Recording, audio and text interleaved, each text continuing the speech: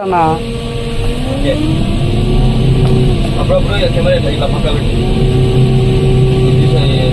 ఎవరా పడితే బాగుంటుంది.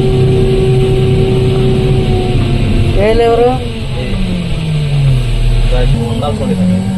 పాస్ ఏం కొట్టలేదు.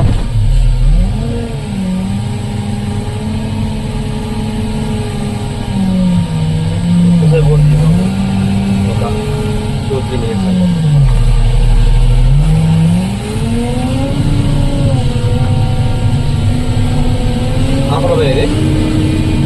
ఇది